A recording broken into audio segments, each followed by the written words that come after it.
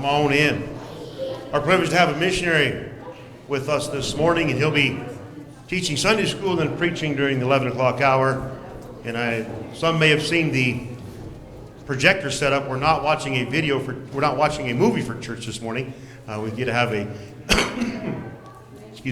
video presentation by a missionary. They're going to East Africa, and Brother Newton is with us this morning, and they kind of have a home base set up in El Paso. His wife just had a baby, had a C-section, so that's why they're not with us this morning. And he actually drove up this morning, and he'll be leaving right after church today. So he's not in a rush to get out. It's not like he's going to be rude or anything like that. But right after church, after we'll dismiss, I'll take him for lunch, and then he'll have to get home. Because he said, I don't want to leave my wife alone right after she had a C-section with three babies, basically, 3 kids. They have 2 other kids, and they just had another one. So smart man, not wanting to let his wife go through all this by herself. But we're thankful. I met him through Brother Jacob Jones, and he recommended my call Brother Newton a while back, and glad to have him here with us this morning. And he'll be heading to the East Africa area, working in multiple nations there. So be in prayer for him and his family. And here later, we'll at the end of the service today, we'll have a time, some questions and things like that, answers. And we normally have missionaries on Sunday nights and Wednesday nights, but because I know, in just a statement, we have a lot of Sunday morning only folks who come to our church, and they need to learn about missions as well, about missionaries, and maybe that'll get them excited about getting on board with Faith Promise Missions too. So I was glad to have Brother Newton with us this morning, and looking forward to what God has for us through his word today. So Brother Newton, you come teach our Sunday school class, and thank you.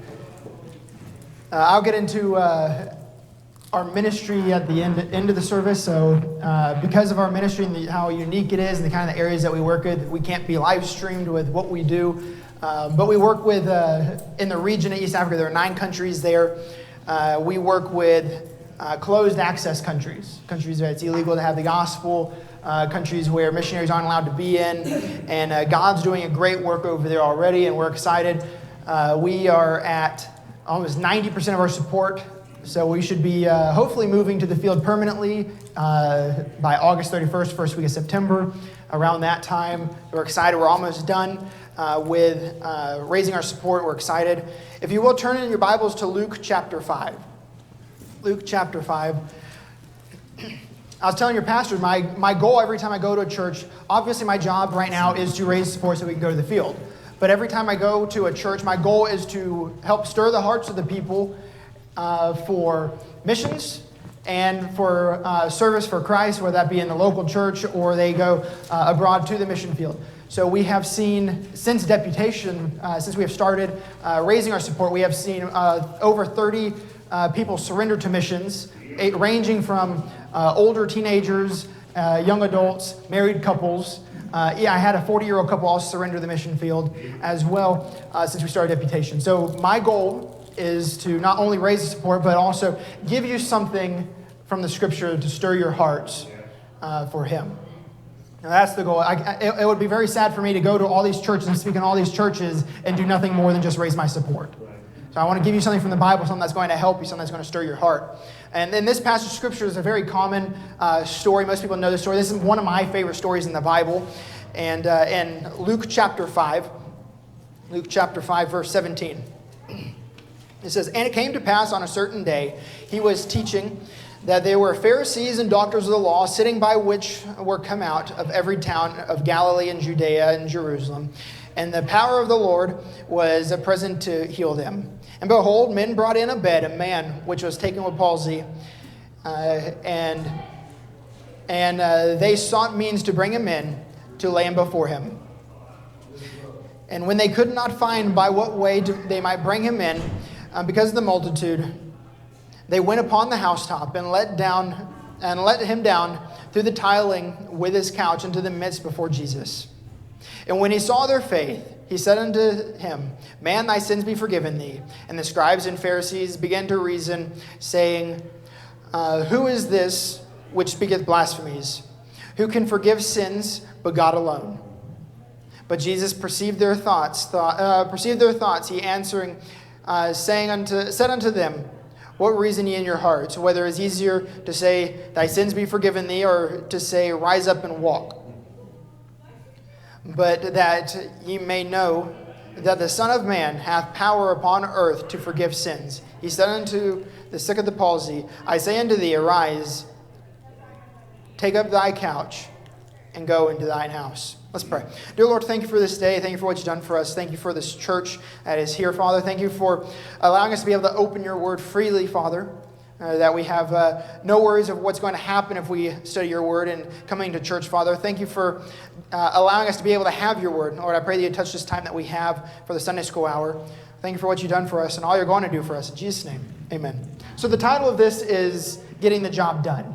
What is the job of every Christian? What is the job of every Christian? The job of every Christian is not to build the biggest churches, not to build the biggest Sunday school classes.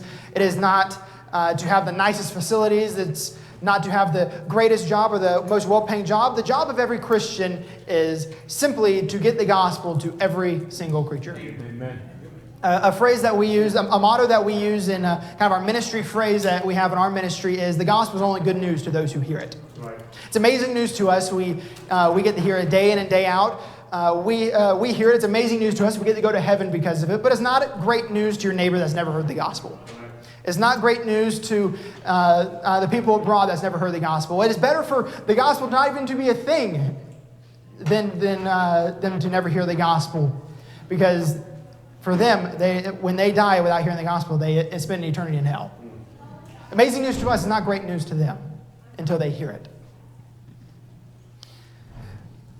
In all of our churches, our ministries, the focus should be winning souls. That should be the primary focus. If our ministries and our personal Christian lives ever deviate from the focus of finding somebody to give the gospel to, then we have lost focus.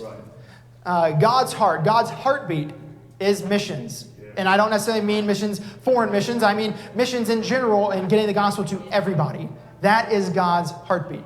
That's why Jesus came to earth, not to instill a worldly kingdom, but a spiritual kingdom, a heavenly kingdom. And it's our job to carry out that goal. And I don't know if y'all have ever heard. I just recently learned of a series. It's not on TV or anything like that, but it's called The Chosen. It's a crowdfunding. It was the world's largest crowdfunding series, and it's over the gospel story. By far the best gospel story. Any movie, TV series, anything like that, by far the best one I've ever seen. Now, it's not 100% accurate, but it's extremely close. Well put together. And they go through this, and this story was one of the stories they depicted in this. And it's an amazing to see not only what Jesus did, but also they put into context the culture, how counterculture Jesus was. They put into context how bizarre it was for people to be responding like this to a teacher, and see how the Pharisees would respond. And so many times we forget about that. We forget that these were real people. Right. We forget that this story was real people, and we forget that they sinned just like we would, and they had the same thoughts like we would. We just look at it usually and say, "Oh, that's a good story," but they were real people. So I want to pick apart this story and see how are we supposed to get the job done. We know what the job is, and that's to get the gospel to every creature, but how are we supposed to get that job done? We're going to pick apart this story and see the model that they use to get the gospel and to get the job done. Number one, it'll take people willing to get involved. It'll take people willing to get involved. This paraplegic man, we don't know who carried him to the house. We don't know who it was. We don't know if it was friends or family. We don't know if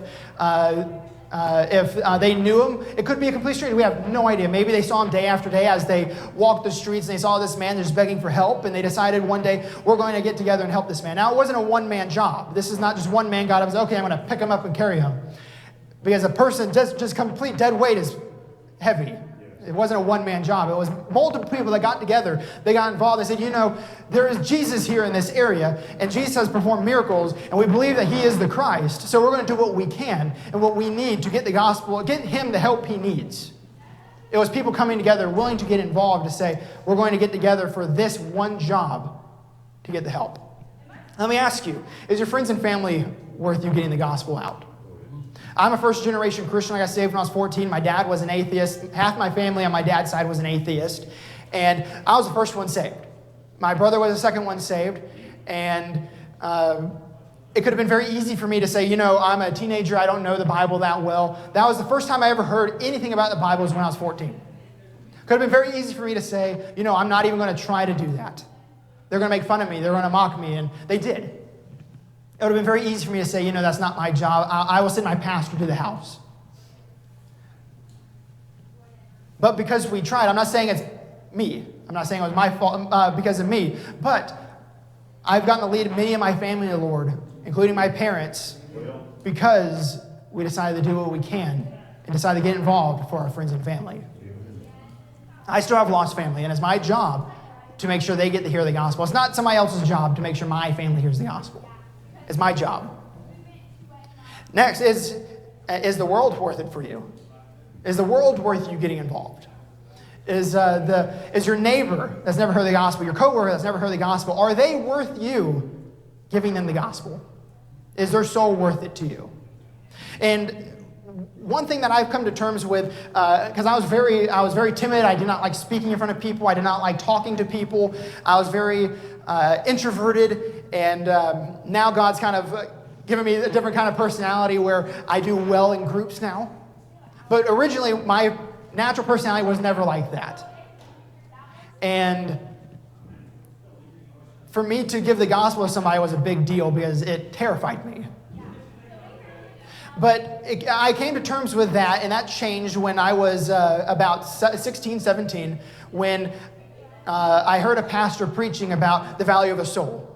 And I began to think of a value of a soul, and obviously when we say, if I would ask you, what is the value of a soul? And you'll say, there is no value to it. There is no value to it because Christ died for it. So you can't put a price on it. And that is a good answer. But the better question is not what is the value of the soul. The better question is, how do you value a soul? How do you personally in your heart value somebody else's soul? And as I was trying to ask myself that question and trying to figure out how much do I value a soul, I had to figure out a way, how would I measure how much I value a soul? And I realized the way I value a soul is, what do I do to reach that soul? If I give $10 a month to missions, that means I value a soul at $10 a month. If I do not go soul winning, but yet I say I value a soul, if I never witness to anybody, do I really value a soul? If I witness occasionally, only in certain circumstances, then I value a soul a little bit. Now, if I witness to everybody as much as I can, I would assume based off of that and my desire to reach them, I value a soul more. And when I realized that in my own heart, that's when I realized that I really just did not value a soul that much. I said I valued a soul. I taught you the value of a soul, and I believe that a soul did not have a number value because Christ died for it, but I personally did not value a soul because I never did anything to reach that soul. And when I came to terms with that, I became a better soul winner. I had more of a desire to reach them. So is the world worth you getting involved? Next, is Jesus worth you getting involved? I mean, I will share. I'm going to share a few stories for the Sunday morning service. It's going to be a heavier. I won't say hard, but it'll be a heavier service. I will share stories of persecuted Christians that I know and that I have met and interviewed, and they are willing to die for their faith even today. And when I ask them, how can you do that? How can you continue on in the ministry if you've been attacked and tortured? And it's because Jesus Christ is worth it. Yes. Is Jesus worth it to you to get involved, to get the job done? Without these men, this paraplegic man would have never received the help he needed. He would have remained where he was. He had nothing to offer. He had no abilities of his own to get there himself. It took other people saying, I want to get this man the help he needs in order for it to happen. It took other people willing to get involved. Number two, it'll take people willing to ask the hard questions. Take people willing to ask the hard questions. They could have easily just gave up. They could have easily picked up this man, got him to the house, saw the multitude, started trying to figure out where to take them, and like I said, this is ridiculous. This is too much. I'm done. I'm going home. Maybe I'll try again tomorrow. There is no logical way for me to get this man to Christ. I'm just going to go home. It'll take people willing to ask the hard questions. When they got to the house, I don't know about you, but it's not a very logical explanation to say, I'm going to take them onto the roof and I'm going to lower them through the tiling. That doesn't seem very logical to me. It wasn't their house. It was somebody else's house. They got into the house. They probably tried to push their way through, and everybody's like, no, back up. We're trying to hear Jesus teach. We're trying to hear Jesus teach. It's like, go away, back up. Will you be quiet? Stop talking so loud. I'm trying to listen to him. And their solution was to open up a ceiling and lower him to the roof. Completely illogical idea. I wonder what they did. I wonder what the owners of the house did, because I'm sure the owners were there. I'm sure that they just weren't, oh, look at that. They really want to hear Jesus talk. They really want to get to Christ. Now, I'm pretty sure somebody was quite mad. I'm pretty sure somebody was yelling at him, and what are you ripping open my roof for? They had to ask the hard questions. They had to come to the conclusion and figure out how are they going to actually get this job done. Now, not everything's cookie cutter. Clearly, because their solution was to take this man to the roof. Not everybody's going to be led to the Lord the same way. Some people get led to the Lord on door knocking. Some people on the bus route. Some people you meet in the grocery store. Sometimes you meet them through a trial or heartache, and that's where they get saved. And not everybody's going to get saved in the same way or the same time. So we have to figure out whatever way it takes. We have to figure out how to get the gospel to them. Some people are harder to get the gospel to. My dad was extremely difficult to get the gospel to him. And it took years to get the gospel to him. And it ended up being realizing that my brother and I were serious about Christ for him to actually be willing to listen to us. So it wasn't that I could just tell him what the Bible said. He had to see it. Not everybody's going to be led to the Lord the same way. It'll take people willing to ask the hard questions to figure out how to get the job done.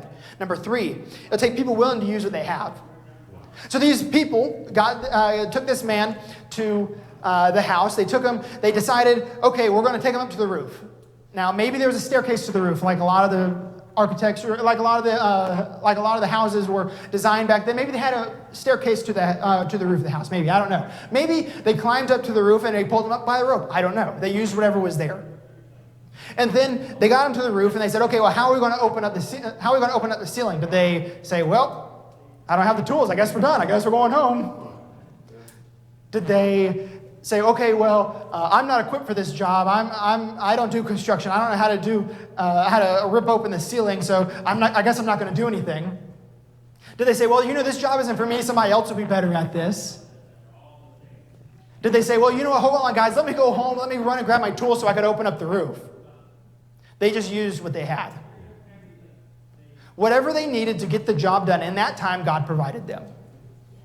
Maybe there's tools on the roof. I don't know. Maybe there was tools sitting on the roof already. Maybe somebody was doing, maybe the Guyan was doing renovations on his house and he left some tools up there and forgot about them. And God orchestrated that so there would be tools there for him. I don't know. Maybe there was something that one of the men already was carrying that they used to remove the tiling. I don't know. But whatever it was, God provided whatever they needed in that moment to get the job done.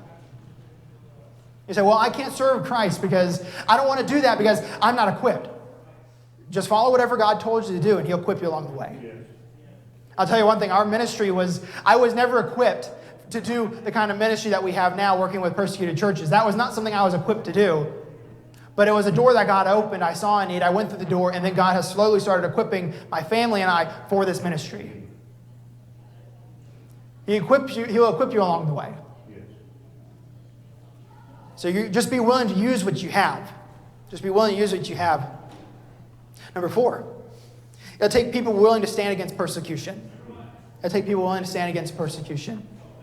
As you begin to follow Christ, you will face some kind of persecution. Now, there are different levels of persecution in the world.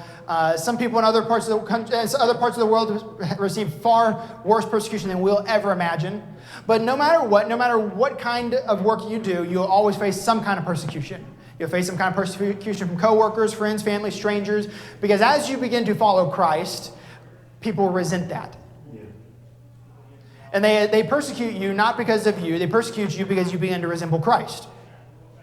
And a good sign that if you're serving God or not is if you're receiving some kind of persecution. If you've never received persecution a day in your life, you might not be doing much for Christ. That would be a good way to determine our standing and our work for the Lord. But these men received persecution because I'm sure they received persecution because they went to a house that wasn't theirs, got onto a roof of a house that wasn't theirs, opened up the roof, disturbed a whole service and the teaching of Christ. I'm sure other people were mad. Obviously, Jesus wasn't mad, but I'm sure other people were mad. And imagine the disciples' reactions, because the disciples were not following Christ for that long. A lot of them were fishermen and laborers. I'm sure a lot of them weren't pleased about the disruption. I'm pretty sure some of the disciples weren't pleased with the disruption. I'm pretty sure the owners weren't pleased with the disruption. I'm pretty sure they received some mocking and some yelling at them to get off the roof and disturbing the service. They needed to get out of here. But they were willing to stand against some kind of persecution to get this man to Christ. I have led people to the Lord where I've witnessed to them and they have mocked me for believing in Christ. And months later, I get the opportunity to lead them to the Lord.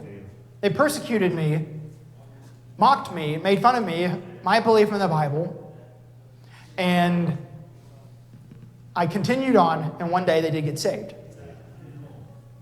Sometimes getting the job done means standing against persecution. Standing for right always comes with persecution.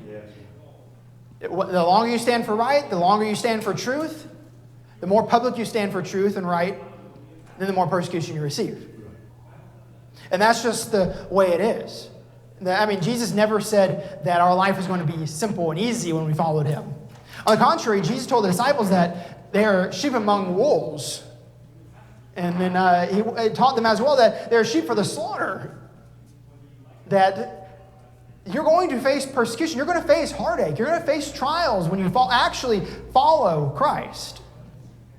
That was one thing for me, Pastor. I came to terms with this, and this is going to sound really weird. Because I came to terms with this about a year ago when I was sitting there studying for a missions conference, and we were in a hotel, and I was studying, and I looked at my wife, and I said, I think I've been inadvertently teaching a lie. And we say it, a lot of Christians say it. And so let me explain, and just don't say I'm saying something blasphemous or some heresy. Let me explain. I always taught, when I would tell our ministry, people say, well, how can you be willing to go to that area like that with your family? And I say, and I always spat out the safest place is in the center of God's will. And I always said that, and that sounds good, and that sounds pretty biblical, I think. And then I was studying the lives of all the disciples, and I realized, well, the safest place isn't necessarily God's will. How can I say the safest place is in God's will when my convert in Africa is executed for preaching the gospel? He got saved. He believed he was called to preach, discipled him, and he said, I'm going to go and preach the gospel, and he dies. How can I say that the safest place for him was in God's will? Now, I look at the disciples. All the disciples were martyred on the exception of one that they attempted to, and they left him on an island. That doesn't sound too safe to me. The disciple, Paul, was beaten and thrown in prison multiple times. That doesn't sound too safe to me. And we should all agree that these disciples and Paul they were all in God's will, right? Yes. So it wasn't necessarily the safest. Now, it is the most prosperous place. It is the most rewarding place. It is the most fulfilling place. It is the most exciting place. It is the most rewarding place. But it might not always be the safest place. And when I came to terms, that was a hard thing for me to come to terms with, because I realized that in our ministry, there will be a risk on my life. In our ministry and areas we work in. And even in our lives here in America, in our Christian lives here in America, as we begin to witness to people, it's not always the safest place, and it's not always the most comfortable place in God's will. But it is everything else. Yeah. It is the most rewarding. It is the most fulfilling. It is the most exciting. We will face persecution when you follow Christ. Now, the amount of persecution kind of depends on where you're at. But you will face some kind of persecution. Then number 5, it'll take people willing to carry their load. It'll take people willing to carry their load. Like I said, this was not a one-man job. These people got together and got this man to the house, to the roof. They opened up the roof, and they lowered him in. Do you think one man could have done all that by himself? No.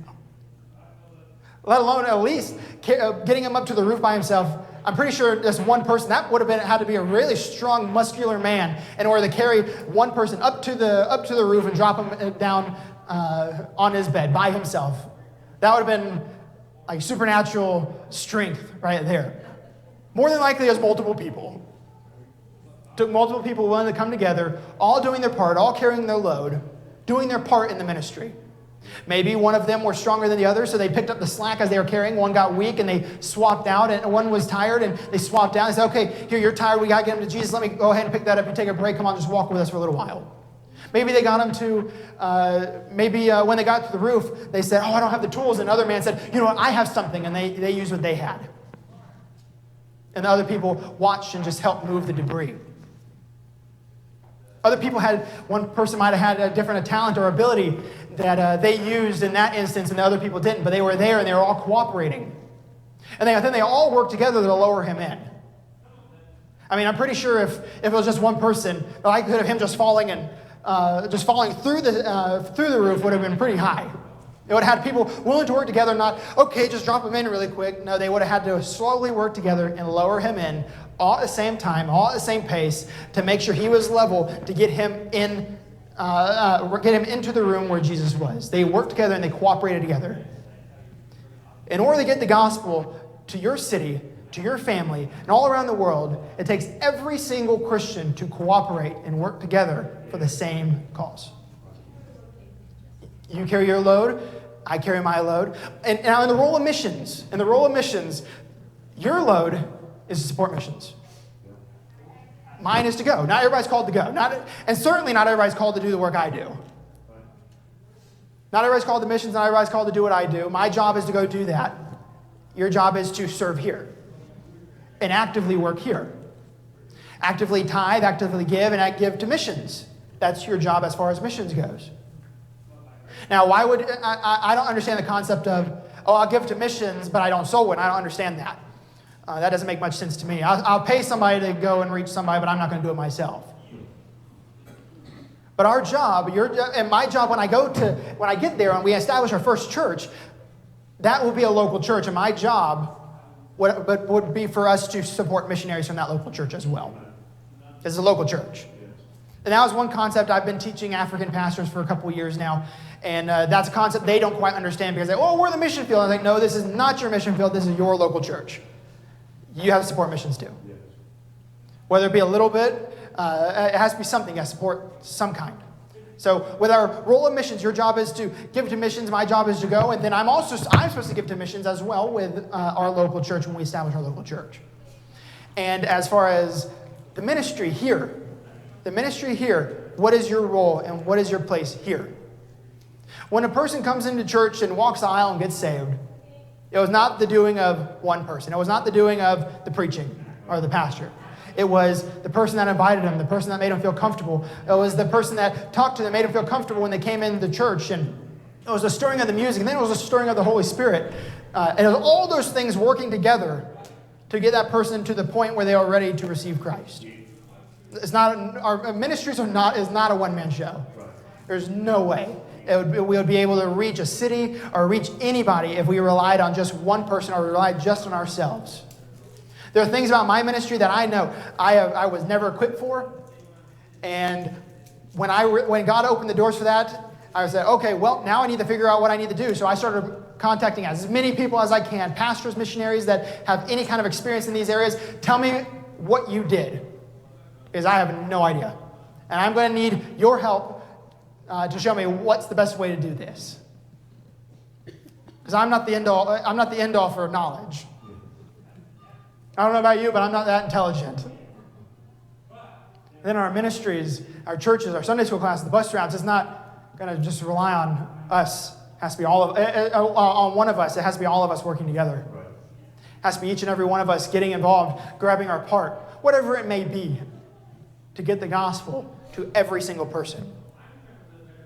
Where's your position? Where's your place here in the ministry here? Do you have a place? I'm sure if you say, oh no, if you're honest with yourself and you said, no, I don't have a place, I'm sure if you went and asked your pastor, he'll find something for you to do. I'm pretty sure there's plenty of work to be done. I was interim pastor for a year and then pastored for a year. and there was always plenty of work to be done. We fluctuated. We were a small church in a city much smaller than yours, and there was still plenty of work to be done. Where is the place God wants you to be here in this ministry? Where is the place God wants you to be in your Christian walk? What position does He want you to be within your family as a light for them? Do you truly believe that souls are worth it? And that's when you just examine yourself. I can't determine to what extent you're able to serve. I can't determine to what extent you're able to give, because everybody's is different. Everybody's is different. But you can analyze that within your own heart. Examine yourself and find out, do you truly believe that a soul is invaluable? And this is, my wife doesn't like when I say this, but I'll share another story in the morning service about where I got this from. But I'm going to an area where the gospel isn't allowed to be preached. And I'm going to do what I can. Obviously, I have to do it in secret. Obviously, I have to do it a certain way to keep my family safe and to keep myself safe. And we were recently we were updating our will because we just had our little girl. So we're updating our will and everything. And then we have everything there taken care of. And we keep everything in order because we do realize that something could happen in the field we're going to.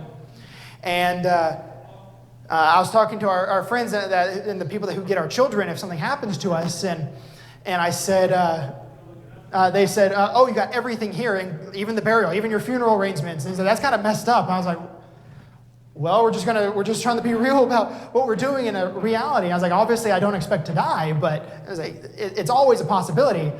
And I said, they said, well, how do you think you're going to die? Which is kind of a weird conversation to have. I said, how do you think you're going to die? And I said, well, I want to die when I'm old. I want to be like 80-something when I die. I want to continue on the ministry and have a lifelong ministry. He's like, so you just want to die from old age? He's like, no, I'm going to die in a way that gets the gospel to people. And he's like, well, what does that even mean? He's like, and I was like, I was like, if I have to come off the mission field because of old age or something like that, when I get to the point, like 80 years old, I want to go to a country, and this is where it sounds bizarre. I want to go to a country where it is illegal to preach the gospel. And I want to go to that country, and I want to preach the gospel publicly to as many people as I possibly can, and let whatever happen, happen. Because I want a life and a death that glorifies Christ. And imagine 80-something years old. No, none of the men in my family has ever lived past 82. Ever. So imagine for a moment, I go to an area, never heard the gospel. People have never heard the gospel. I get in an area in a market, and I preach the gospel publicly, see thousands, hundreds or thousands of people get saved, and a gospel presence is now sparked in that area, and that's how I die. I said, well, that's ignorant. Well, not if you value a soul over your life. Depends on how much you value a soul. And that's a strange foreign concept to Americans. Now, that's a normal concept to countries in like Somalia or Pakistan or Korea or North Korea or China. That's a normal concept. That's a foreign concept to American Christians. But that's a normal concept there because their whole way of getting the gospel out and publicly is to preach it publicly, and they know what the repercussions are. And that's a hard thing to even think or compare. And my thought was, well, what would I have to lose? My kids are grown. My wife will probably be gone, maybe gone before me. What else do I got to lose? I'm already old. And I think about that, and whatever thing I could do to get the gospel to as many people in the world. Now, obviously, right now I want to be wise. I got children. I got a wife. I want to be wise about our ministry. I want to live as long as I can in order to get the gospel to as many people as I can. But what is the true value of a soul? How much do you truly value a soul? Let's pray. Father, thank you for this day, Lord. Thank you for this passage of Scripture. Thank you for this story, Lord. I love this story. Father, I pray that you'll stir in our hearts about how much we truly value a soul. Lord, I pray that you'll stir our hearts, Father, if every Christian will become on fire for lost souls. And we could see this world, we could see the city, we could see the state, we could see this world saved. We could see them turning to you, Father. But it takes people willing to examine their own hearts, willing to stand against some persecution, willing to ask the hard question, willing to get involved, Father. Lord, thank you for allowing us to be able to serve you, giving us the opportunity to serve you. Lord, thank you for what you've done for us when we sure didn't deserve it. In Jesus' name, amen. Thank you for that, Brother Newton. Challenge us today. How much do we value a soul? Keep that in mind. I love the comparison or the reminder that, yes, we're supposed to give to missions, but that's not it. The Bible says, ye shall be witnesses unto me both in Jerusalem and Judea. That word both means at the same time. So it's not just sending missions money to families like this in East Africa, but also at the same time in Los Lunas and everywhere else we possibly can. So thank you for that. What a great reminder. And we'll be taking a break now and start back in our normal time at 11 o'clock. So a good thing being done early. We get to beat the teams. Beat the teams, that's a good idea. And beat the teams to donuts, too. So you're just... Yeah. Beat the teams. For like a month. Really? Yeah, my birthday's next month. Congratulations.